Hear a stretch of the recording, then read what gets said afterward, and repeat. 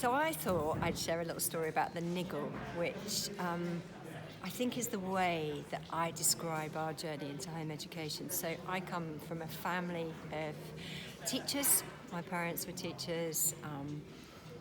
My mother-in-law's a teacher. My sister-in-law's a teacher. I didn't even question school. So when it came to our 4.5-year-old starting school, it was just what we did. And yet I remember that first week of taking him to school and back, there was just something, there was a niggle.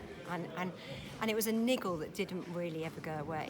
And we journeyed through school. He started in a big primary school with 2 form entry, and just started to watch him just shrink a bit, just retract a bit in himself. He wasn't quite as vivacious, he was a bit quieter. School was fine, he was okay. But I wasn't really sure, and so I kept saying to my husband, I've just got this niggle, I just wonder if there's a different way. And so our solution at the time was to find a different school.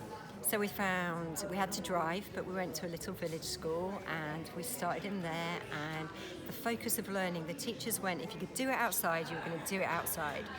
And so it changed his world, and actually he came alive again. He was in this outdoor learning environment. The lessons that were taught outside in the woods if they could, and there was a lot of flexibility with the school. It was a really small class, and it was amazing. And then we moved house, and we were back in the city of Bristol, right in the middle, and so we joined our local school. And it was just interesting, again, that niggle came back. Is this the best for him? Is it the best for the girls? He's got twin sisters, and they were due to start school a year later.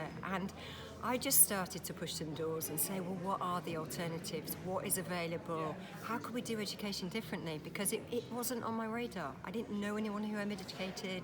I didn't know anyone who went to a different school.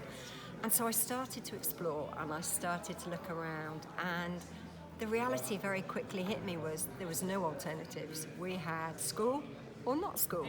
And looking at the reality of not being in school was really scary.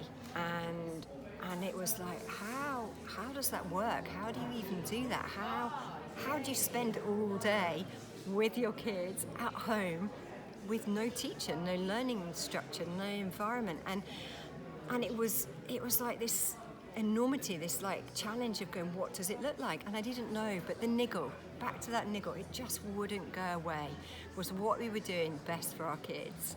And when the girls started school, we did a year and a half actually, and it was during that time where I was like, actually, this is not best. I might not know what the other side looks like, but I know the school environment actually just doesn't work for them. It didn't work for us as a family.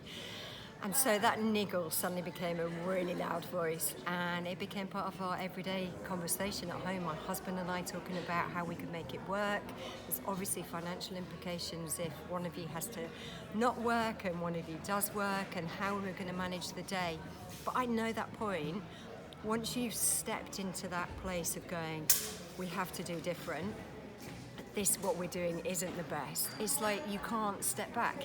You can't suddenly go, oh, well, I'll switch off that niggle and I'll turn away from those thoughts of different, and I'll just step back into the system and pretend we never did those conversations. By that point, we were too far gone. But that in-between stage, that's the really awkward, challenging bit. It's like you've had this realization, you've looked at alternatives, you've realized there's a way, but the way looks really daunting. But standing in the in-between, taking that first step, is really, really hard work. And it's the worst place to be, because the reality was, once we stepped into home education, I won't say it was easy. The first year was hard. It was a long year of waiting to find friends, trying to find friends, working out what resources we were going to use. We chose all the wrong ones at the beginning. It was an awkward year, but actually it was a year where I felt we could breathe again as a family. It was a year where my children came back to life. I saw them enjoying playing together. I saw them enjoying being back outside in nature, doing the things that they love doing without this pressure of homework and timetables and schedules and getting up really early in the morning to get out the door to something they didn't want to do. It was so liberating. So I think my sense is, I meet quite a lot of parents, and I think a lot of us have that niggle. A lot of us just wonder, and I know now, 4.5 years in, that taking the step to home educate has been the best decision we made for our family. And my kids are nicer, more fun to be with, more adventurous, more confident kids than we had when they were doing something they didn't want to do. And for that, I'm really grateful.